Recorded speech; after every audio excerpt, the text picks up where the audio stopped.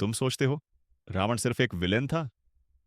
ना भाई, उसे दुनिया भर की रामायणों में 12 बार श्राप मिला और हर एक श्राप ने उसे और भी ज्यादा शक्तिशाली बना दिया।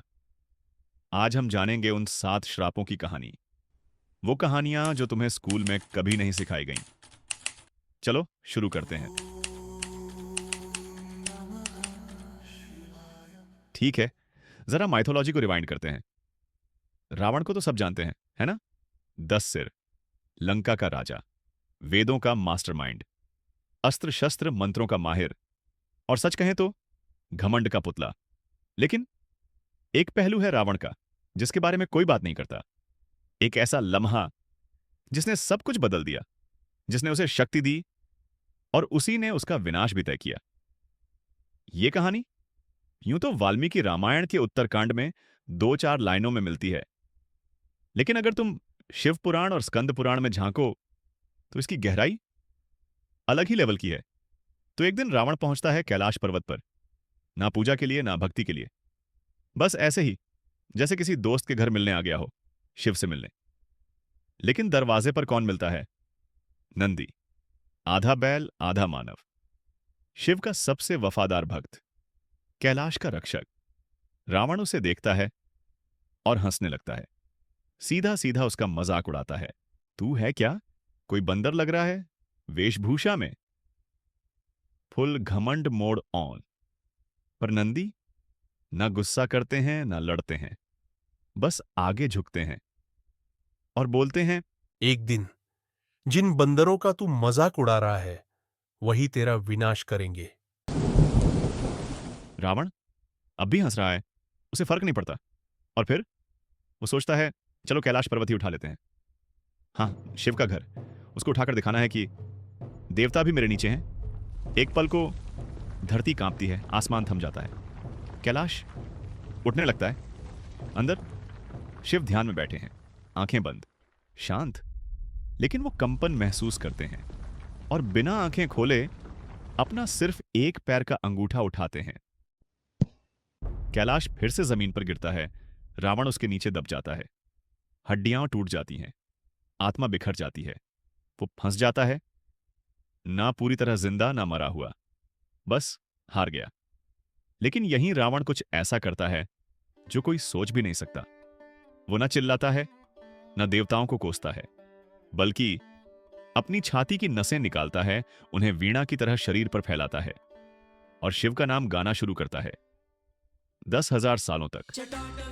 हाँ, शिव तांडव स्तोत्र, जो आज भी मंदिरों में युद्ध के दृश्यों में गूंजता है, रावण ने लिखा था एक पहाड़ के नीचे दबे हुए। और तब शिव प्रकट होते हैं, मुस्कुराते हुए, शांत, प्रभावित। वो रावण को सजा नहीं देते, बल्कि इनाम देते हैं। एक दिव्य तलवार, चंद्रहास, चांद की मुस्कान जैसी चमक, विश्वकर्मा द्वारा निर्मित, शुद्ध ब्रह्मांडीय ऊर्जा से बनी। लेकिन, और यह जरूरी है, एक शर्त के साथ। धर्म में इसका उपयोग करोगे तो यह तुम्हारी रक्षा करेगी, अधर्म में करोगे तो यह तुम्हें छोड़ देगी। यह सिर्फ एक तोहफा नहीं था, एक परीक्षा थी। अब यहां से कहानी में ट्विस्ट आता है। कुछ गुप्त मान्यताएं और साजिशें कहती हैं, जिस दिन रावण ने सीता का हरण किया, चंद्रहास गायब हो गई, जैसे उसने अधर्म में शामिल होने से इनकार कर दिया हो। कश्मीर शैव परंपरा में कहा जाता है वो तलवार बस अदृश्य हो गई। कुछ दक्षिण भारतीय कथाएं कहती हैं रावण की मृत्यु के बाद वानरों ने तलवार ली, राम को अर्पित की और राम ने उसे शिव को लौटा दिया। और कुछ मानते हैं कि आज भी वह तलवार लंका में कहीं छिपी है, राशियों द्वारा सुरक्षित, छायाओं द्वारा रक्षित। और कुछ रहस्यमयी शैव भक्त मानते हैं चंद्रहास सिर्फ एक हथियार नहीं है, वह जीवित है, खुद चुनती है अगला धारक कौन होगा। जैसे जादू की छड़ी जादूगर को चुनती है। तो अगली बार अगर कोई कहे रावण तो बस एक खलनायक था, उसे यह कहानी सुनाना, घमंड से मिली सजा, सजा से आया भक्ति, भक्ति से मिली अमृता। लेकिन याद है ना नंदी ने क्या कहा था? हां, अमृता भी किस्मत से नहीं बच सकती। तुमने रावण का नाम सुना है, हिरण्यकश्यप का भी और शिशुपाल का भी। खलनायक है ना? लेकिन अगर मैं कहूं कि ये जिन्हें हम विलेन कहते हैं वो कभी दिव्य थे। ये कहानी हर रामायण में नहीं मिलती, ये बिखरी हुई है ब्रह्मांड पुराण, पद्म पुराण और भागवत पुराण के तीसरे स्कंध, अध्याय 15 और 16 में। और जब तुम ये सुनोगे तो रावण को कभी उसी नजर से नहीं देख पाओगे। ये उस समय की बात है जब रामायण भी नहीं हुई थी, न लंका थी, न सीता, न राम, यहां तक कि राम ने अभी धरती पर कदम भी नहीं रखा था। उस समय दो दिव्य प्राणी थे, जय और विजय। दरबान थे, लेकिन कोई साधारण दरबान नहीं। वैकुंठ, भगवान विष्णु के दिव्य लोक के द्वारपाल, निष्ठावान, प्रचंड, अडिग। एक दिन 4 ऋषि वहां पहुंचे, सनत कुमार, शांत, पवित्र और ब्रह्मा के शाश्वत बाल स्वरूप। बस विष्णु से मिलने आए थे, लेकिन जय और विजय उन्हें पहचाना नहीं, या शायद अहंकार आ गया था। जो भी हो, उन्होंने ऋषियों को रोक दिया। ऋषि नाराज नहीं हुए, निराश हुए, और वो कभी कभी क्रोध से भी बुरा होता है। उन्होंने श्राप दे दिया। अगर तुम्हें लगता है कि तुम सबसे ऊपर हो तो जाओ, मनुष्यों के बीच जन्म लो। जय और विजय टूट गए। उन्होंने भगवान विष्णु से प्रार्थना की और विष्णु प्रकट हुए, शांत, विशाल, ब्रह्मांडीय। वो बोले, अब ये श्राप भाग्य बन चुका है, लेकिन एक चुनाव तुम्हारे पास है। 7 जन्म मेरे भक्त बनकर बिताओ, या 3 जन्म मेरे शत्रु बनकर। जय और विजय ने चुना 3 जन्मों का तेज रास्ता, 3 जीवन खलनायकों के रूप में। और फिर क्या होता है?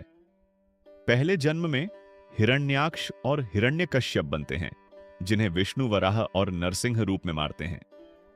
दूसरे जन्म में रावण और कुंभकर्ण बनते हैं, जिन्हें विष्णु राम के रूप में नष्ट करते हैं। तीसरे और अंतिम जन्म में शिशुपाल और दंतवक्र बनते हैं, जिन्हें कृष्ण अपने सुदर्शन से मारते हैं। तो रावण वो सिर्फ बुरा नहीं था, वो योजना का हिस्सा था। उसे शक्तिशाली होना ही था, भयानक लगना ही था, इतना बढ़ना था कि स्वयं विष्णु को अवतार लेकर धरती पर आना पड़े। इसीलिए रावण शिव की भक्ति कर सका, इसीलिए उसे इतने वरदान मिले, इसीलिए वो इतना ज्ञानी, शक्तिशाली और अजेय था, क्योंकि वो पहले दिव्य था। लेकिन उसका श्राप अपने असली स्वरूप को भूल जाना, खलनायक बनना, दुख झेलना, घृणा, भय और अंततः मृत्यु पाना। तभी उसकी आत्मा वैकुंठ लौट सकती थी। यह कहानी हर रामायण में नहीं मिलेगी, ये छुपी हुई है क्षेत्रीय कथाओं में, लोक परंपराओं में, अद्भुत रामायण और देवी भागवत पुराण जैसे ग्रंथों में। लेकिन ये सबसे ठंडी, सबसे भयानक शापों में से एक है। चलो बहुत पीछे चलते हैं, उस समय से भी पहले, जब लंका जली थी, जब सीता का हरण हुआ था, यहां तक कि जब राम का जन्म भी नहीं हुआ था। उस समय एक स्त्री थी जिसका नाम था वेदवती। न कोई राजकुमारी, न कोई योद्धा, बस एक स्त्री जिसका एक ही सपना था, भगवान विष्णु से विवाह करना। और वो सपना उसका सब कुछ था।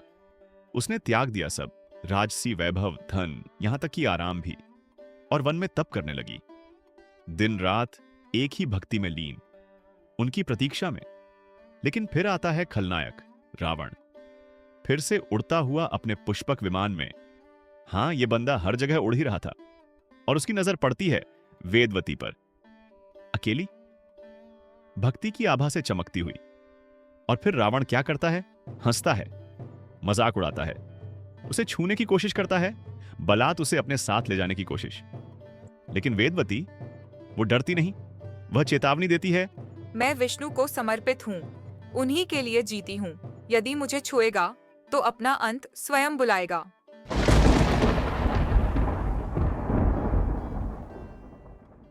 रावण नहीं मानता। उसने उसके केश पकड़ लिए और उसी क्षण वेदवती बदल जाती है। नेत्र अग्निमय, वाणी जो वृक्षों को कांप आने लगे। तू शक्तिशाली हो सकता है, लेकिन तू नहीं जानता किस अग्नि को छेड़ दिया है। और फिर वह अग्नि में प्रवेश कर जाती है। हां, वह आत्मदाह करती है, लेकिन उससे पहले वह छोड़ देती है वह शाप जो रावण के भाग्य में गूंजता रहेगा। मैं लौटूंगी, पुनर्जन्म लूंगी और तेरे विनाश का कारण बनूंगी। और जानता है वो किस रूप में लौटी? सीता। हां, वही स्त्री जिसका रावण बाद में हरण करेगा और जो भगवान विष्णु को राम के रूप में रावण के अंत के लिए लाएगी। तो पहली नजर में वेदवती का श्राप बस सीधा बदला लगता है, लेकिन भारतीय मिथक, खासकर भारतीय पुराणों की कहानियां कभी सीधे रास्तों पर नहीं चलती। वो चलती हैं कर्मों के चक्रों में। और यहीं से कहानी दिलचस्प होती है। रावण चाहता था कि वह विष्णु से आमना सामना करे। वो चाहता था मोक्ष, लेकिन युद्ध के जरिए ईश्वर से भिड़कर। तो जब वेदवती ने उसे श्राप दिया, रावण की इच्छा और उसका भाग्य एक हो गए। उसके श्राप ने यह तय कर दिया कि विष्णु आएंगे और रावण को अंततः ईश्वर से सामना मिलेगा। यह सिर्फ श्राप नहीं था, यह तो रावण के मोक्ष की दिव्य योजना थी।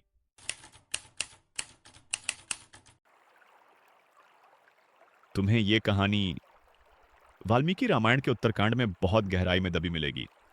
बहुत लोग इसके बारे में बात नहीं करते, लेकिन एक बार अगर तुमने इसे सुन लिया तो तुम रावण को फिर कभी पहले जैसा नहीं देख पाओगे। चलिए सुनते हैं। एक दिन रावण अपने पुष्पक विमान में उड़ रहा था, आकाश से धरती पर नजर डालते हुए। तभी उसकी निगाह पड़ती है एक स्त्री पर, जो जंगल की एक धारा में स्नान कर रही थी। उसका नाम था रंभा, एक अप्सरा, स्वर्ग की नर्तकी, सौंदर्य, कला और दिव्यता की मूरत। और उस एक क्षण में रावण उसे चाहता है। लेकिन बात इतनी सीधी नहीं थी। रंभा कोई साधारण नर्तकी नहीं थी, वो वाग्दत्त थी, नल कुबेर से। धन के देवता कुबेर का पुत्र कुबेर, यानी रावण के सौतेले भाई। लेकिन रावण वो रुकता नहीं। वो बलपूर्वक रंभा को पाने की कोशिश करता है। और उसी एक पल में रावण का सारा ज्ञान, सारी शक्ति, सारी तपस्या व्यर्थ हो जाती है। जब नलकुबेर को यह पता चलता है, वो ना सेना लेकर आता है, ना युद्ध की चुनौती देता है। वो कुछ और करता है, और भी भयानक। वो रावण को श्राप देता है। आज के बाद अगर वह कभी किसी स्त्री पर उसकी इच्छा के खिलाफ जबरदस्ती करेगा तो रावण के 10 सिर फट जाएंगे। तुरंत, बिना किसी चेतावनी, बिना किसी मंत्र।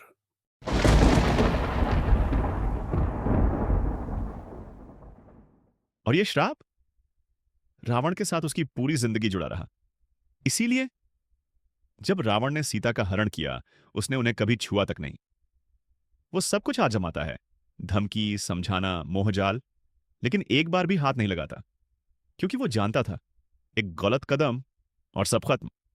ये श्राप उसके विनाश का कारण बन सकता था, लेकिन वही बन गया उसकी मर्यादा, उसकी सीमा। उसी संयम ने रावण को बना दिया तीनों लोकों का सबसे बड़ा विद्वान।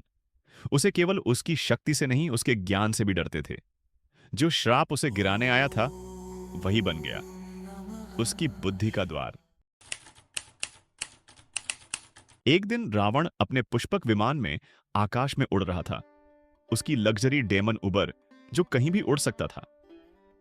वो महसूस कर रहा था कि अब उसे कोई नहीं रोक सकता। उसने आधे संसार को जीत लिया था, सभी प्रकार के जादुई मंत्रों को सीखा था और अपनी शक्ति पर मदहोश था। फिर दूर आकाश में उसने ऐरावत को देखा, विशाल, तेजस्वी, चमकता हुआ सफेद, इंद्र को बादलों के बीच ले जाता हुआ। और रावण, वो झुका नहीं, रास्ता भी नहीं छोड़ा। वो हंस पड़ा, उस हाथी का सीधे मजाक उड़ाया। क्या यही है वो चीज जिस पर देवता सवार होते हैं? एक विशाल जानवर, उसके दांत और शो ऑफ स्टाइल के साथ। वो और भी कमेंट करता है, लगता है ये एक अति विकसित पालतू जानवर है, ना कि कोई दिव्य सवारी। ऐरावत बीच आकाश में रुकता है, मुड़ता है और रावण को घूरता है। अब यह मोड़ थोड़ा खतरनाक है। यह सिर्फ एक जानवर नहीं था जिसे कवच पहने हुए दिखाया गया था। ऐरावत प्राचीन था, एक ज्ञान का प्राणी, ब्रह्मांडीय यादों का संरक्षक। और फिर एक गड़गड़ाहट जैसी आवाज में वो श्राप देता है, तुम्हारा अहंकार बढ़े जब तक तुम्हें ये न तोड़ डाले।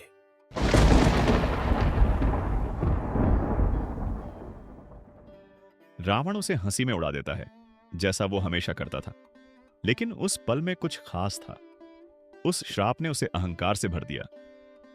रावण कभी नहीं रुक सका, कभी काफी को स्वीकार नहीं किया। वो श्राप उसे अभेद्य बना देता है।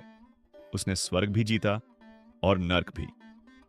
उसने नवग्रहों को भी वश में कर लिया, देवताओं ऋषियों को हराया और तीनों लोकों पर राज किया। वो कोई राक्षस नहीं था, वो एक खुद का बनाए हुए देवता था। थाई संस्करण में रामाकियन, जहां रावण को टोटसाकन कहा जाता है, इस घटना को विस्तार से बताया गया है। जैन रामायण में भी आपको कुछ समान वाइब्स मिलेंगी। बौद्ध जातक कथाएं, लाओ और कंबोडियाई रामायणों में भी समान संकेत पाए जाते हैं। काफी रोचक है ना, कैसे ये कथाएं विभिन्न संस्कृतियों में फैली हैं। अब इस श्राप के बारे में सुनते हैं। यह जैन रामायण में उल्लेखित है। इसमें रावण को एक खलनायक के रूप में नहीं बल्कि एक व्यक्ति के रूप में दिखाया गया है, जो अपने आध्यात्मिक पतन से गुजर रहा है। तो रावण अपनी शक्ति के चरम पर अब सिर्फ लंका का राजा नहीं था, वो अजेय था, इतना शक्तिशाली कि स्वर्ग भी हिला सकता था सच में। लेकिन हर शक्ति को मान्यता चाहिए होती है, और रावण के लिए इसका मतलब था ऋषियों को जीतना। जैन रामायण की कथाओं में रावण की सत्ता की भूख सिर्फ शारीरिक नहीं थी, वो आध्यात्मिक भी थी। उसे चाहिए था कि ईर्षि और गुरु भी उसके आगे झुकें, चाहे वे मौन में जीते हों, गुफाओं में तप करते हों या कठोर अनुशासन में लीन हों। तो वो नजरें गाड़ता है शुक्राचार्य पर, दानवों के गुरु, जिसके पास है संजीवनी विद्या, मृत को जीवित करने की शक्ति। रावण उसके आश्रम में घुसता है, पूरे रौब में, पूरे घमंड में, और शुक्राचार्य बस वहीं बैठे हैं ध्यान में। रावण आदेश देता है, उठो, समर्पण करो, मुझे तीनों लोकों का स्वामी स्वीकार करो। लेकिन शुक्राचार्य हिलते तक नहीं। बस यहीं से रावण का पागलपन शुरू होता है। उसे लगता है यह उसका अपमान है, और क्रोध में आकर वो शुक्राचार्य के बाल पकड़कर उन्हें घसीटता है। शुक्राचार्य धीरे धीरे आंखें खोलते हैं और कहते हैं, तू संसार पर शासन कर सकता है रावण, लेकिन इस क्षण से तूने अपनी आत्मा को नाश के रास्ते पर डाल दिया है। संजीवनी जिसकी तू इच्छा करता है वो तुझे कभी नहीं मिलेगी। तू हथियारों से जीत सकता है, लेकिन उन दिलों से हार जाएगा जो तेरे मन से कहीं अधिक शुद्ध है।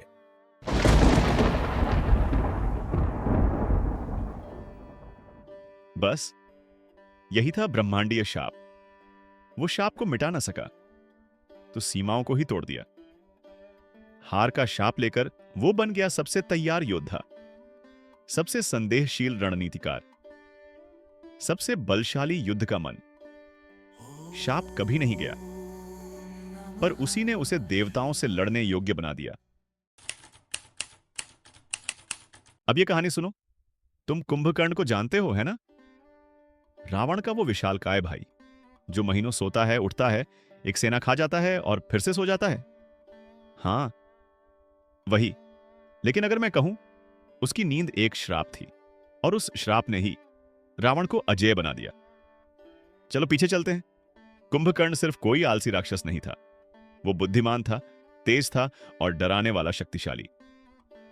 जब उसने रावण और विभीषण के साथ तपस्या की, देवता डर गए, क्योंकि अगर उसे कोई वरदान मिल गया, खेल खत्म। तो जब वरदान मांगने का समय आया, उसने मांगा इंद्रासन, देवताओं के राजा का सिंहासन। लेकिन देवता तो पहले से ही पसीना पसीना थे, तो उन्होंने चाल चली। सरस्वती देवी, ज्ञान की देवी रावण के पास गए और कहा कि उसकी जबान पलट दो, और हुआ भी वही। इंद्रासन की जगह कुंभकर्ण ने कहा निद्रासन, यानी नींद का सिंहासन। हां, ब्रह्मांड की सबसे बड़ी झपकी। तो देवताओं ने उसका वरदान दे दिया, एक ईश्वरीय शर्त के साथ। तू 6 महीने सोएगा, और जब जागेगा तब एक दिन का ही विनाश तुझे मिलेगा।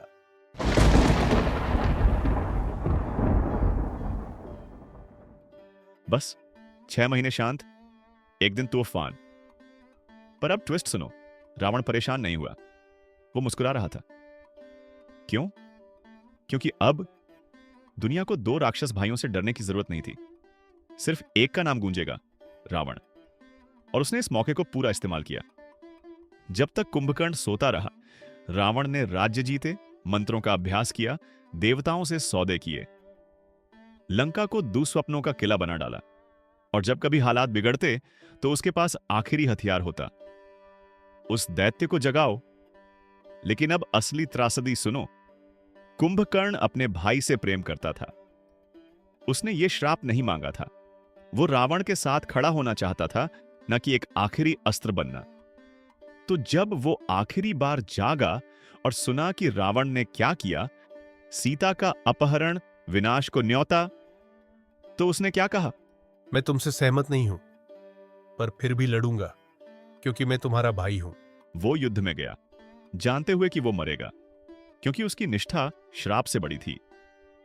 तो अगली बार जब कुंभकर्ण को कॉमिक रिलीफ समझो, तो याद रखना, उसके श्राप ने रावण को उठने की जगह दी। उसकी खामोशी ने रावण की गूंज बनाई, और जब दुनिया उनके खिलाफ हुई तो उसने अहंकार नहीं, सम्मान चुना। एक दैत्य जो सोता रहा, पर कभी अपने भाई का साथ नहीं छोड़ा। ये सिर्फ श्राप नहीं थे, ये रावण की आग का ईंधन थे, विजेता से श्रापित तक, और फिर बन गया एक जीवित किंवदंती। अगर ये कहानी तुम्हारा दिमाग हिला गई तो लाइक ठोको, अपने माइथोलॉजी लवर्स गैंग के साथ शेयर करो, और सब्सक्राइब का बटन फोड़ दो, क्योंकि ऐसी अनकही गाथाएं अभी बाकी हैं। ये तो बस शुरुआत थी। अगली बार हम उतरेंगे उन भूली बिसरी परछाइयों में, जहां असली लेजेंड्स छिपे हैं।